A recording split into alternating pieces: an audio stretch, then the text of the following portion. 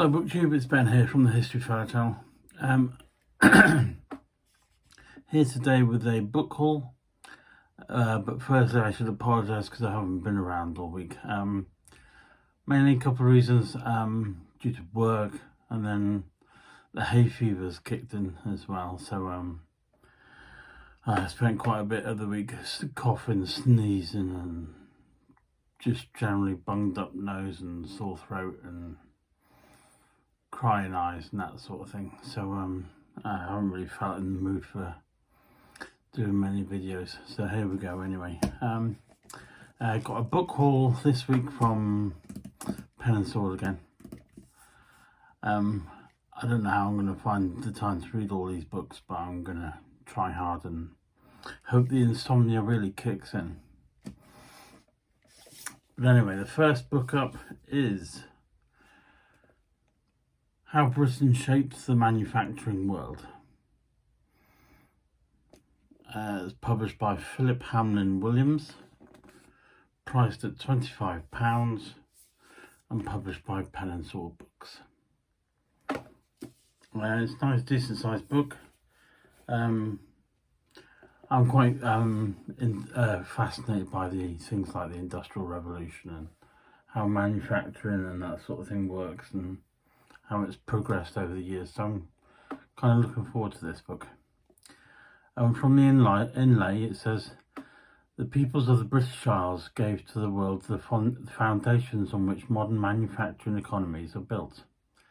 This is quite uncertain, but history shows that in the late 18th century a remarkable combination of factors and circumstances combined to give birth to Britain as the first manufacturing nation. Further factors allowed it to remain top manufacturing dog well into the 20th century, whilst other countries were busy playing catch-up. Through 2 world wars and the surrounding years, British manufacturing remained strong, albeit whilst ceding the lead to the United States. This book seeks to tell a remarkable story of British manufacturing using the Great Exhibition of 1851 as a prism.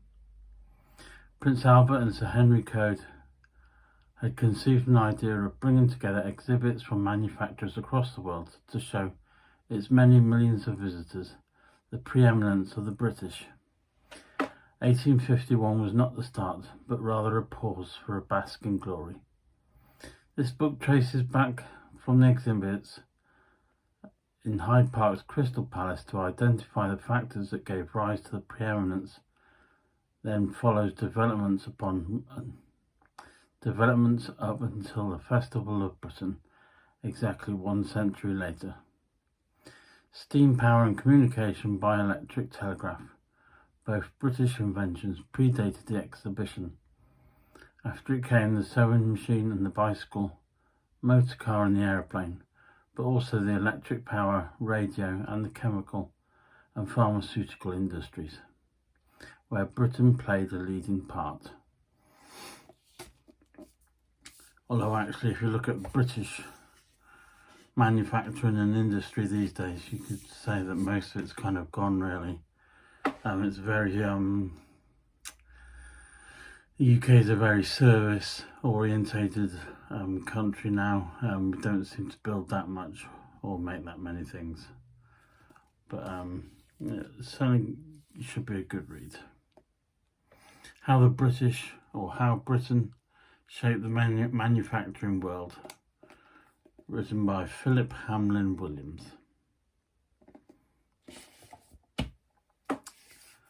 Right, the second book I've got is, we're back onto World War II.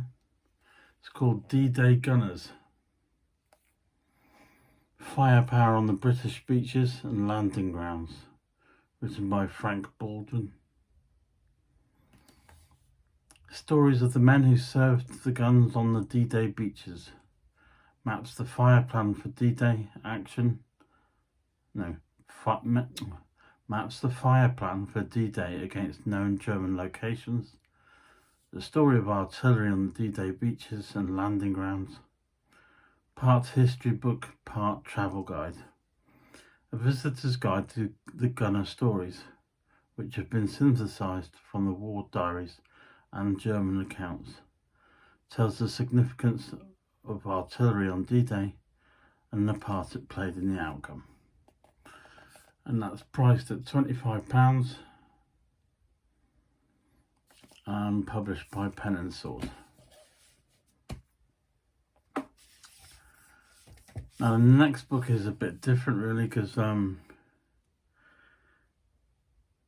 a way it's not really my thing, but I should also say that in a way it is my thing. I've always been fascinated by herbal medicine and that sort of thing, and thinking, there is more to learn in the world rather than using chemicals and medicines. Maybe we should look more at the natural world. And this book is called A History of Herbalism. Cure, Cook and Conjure, written by Emma Kay. And we basically have a history of herbalism, the first detailed A to Z of herbs and their medicinal, magical and culinary properties. All three areas of study in one book. Character-driven stories of the men and women who used and wrote about herbs. So, there you go, A History of Herbalism. I'm hoping there's going to be some interesting tidbits of information in that one. The next one, no, actually we won't do that one. We'll get through the other odd book. Now this book turned up, and I can only assume I pressed the wrong button on this one and said that I would happily review it rather than decline it. But this book is called Style from the Nile, Egyptomania in Fashion from the 19th century to the present day, written by Isabella Campagnol.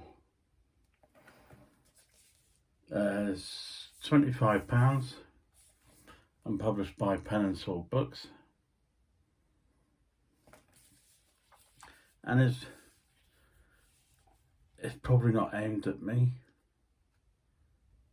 I imagine if you were in the fashion industry or a student of fashion, it's probably more aimed at you, and more than likely aimed at young women. But I'll give it a read through. But it obviously looks at Egyptian types of fashion and how it's been seen through the various ages.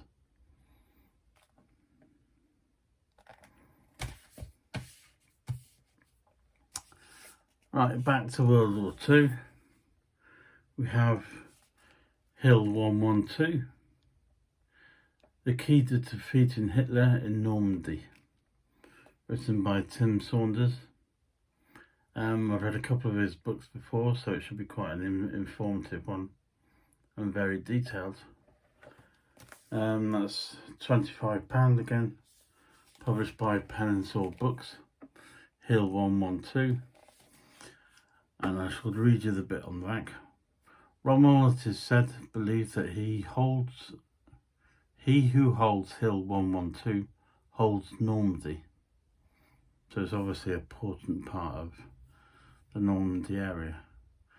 Covers Hills 112 capture by the 4th Armoured Brigade during Operation Epsom and its subsequent abandonment with the arrival of 11 SS Panzer Corps and counterattack.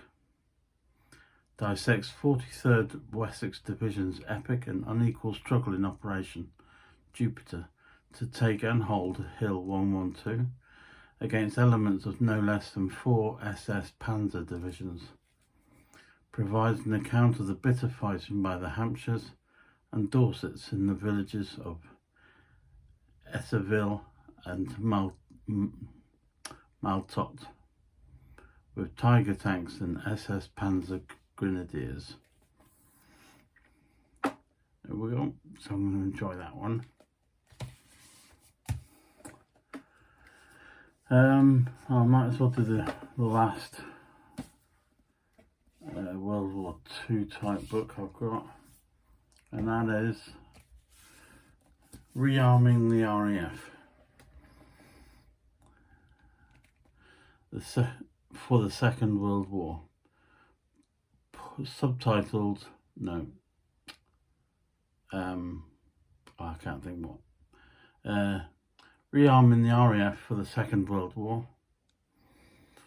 Poor Strategy and Miscalculation, written by Adrian Phillips.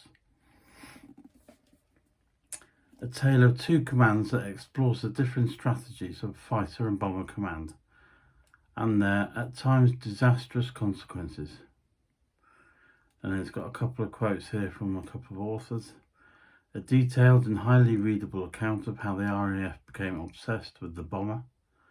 That's from Brett Holman, author of The Next War in the Air. And then compelling, sometimes shocking, and always thought-provoking. It's a quote from Robert Lyman, author of The War of Empires. It should be interesting because it wasn't until a couple of years ago I was reading a number of books, and it seemed like, you know, the hierarchy of the RAF and the British Army and the Navy didn't really ever get on. We're always arguing and disagreeing with how things should be done, where the emphasis should be on, what aircraft should be used for the maximum effect.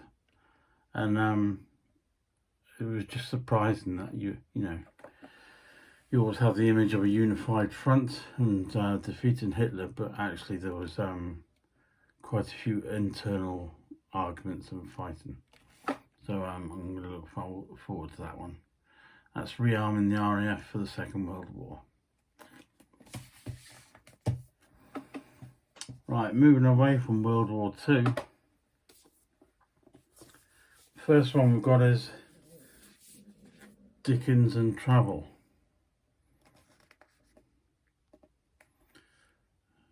The Start of Modern Travel Writing by, I'll say that again, The Start of Modern Travel Writing by Lucinda Hawksley.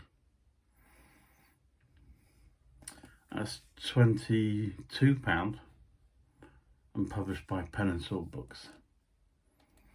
Discover Charles Dickens' little-known travel writing, taken in Europe, North America and his native British Isles. Find out why Dickens spent a year living in Italy and how he fell in love with France. Read about Dickens' tours of America and how he acted on stage in Canada, and uncover the story behind Dickens' proposed tour of Australia. Explore how Victorians travelled the globe. Now, I have actually read a couple of Dickens' books, which might sound surprising, but he's always a bit of an interesting character as well, so I should probably read more. So I'm kind of looking forward to that one.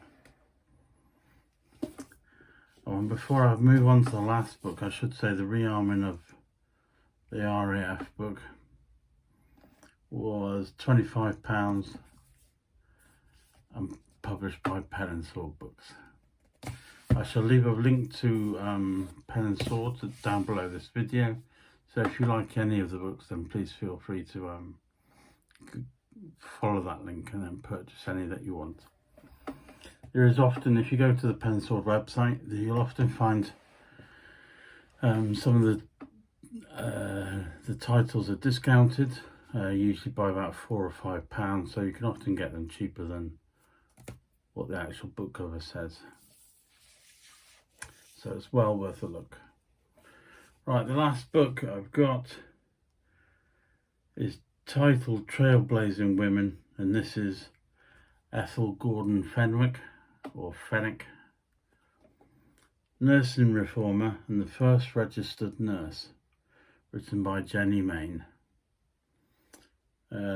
Published by P&S Books, and that's priced at £22 as well. Building upon the foundations laid by Florence Nightingale, the nursing reformer Ethel Gordon Fenwick worked tirelessly for the benefit of nurses and patients. Largely unknown today, she is instrumental in the creation of nursing as a registered profession.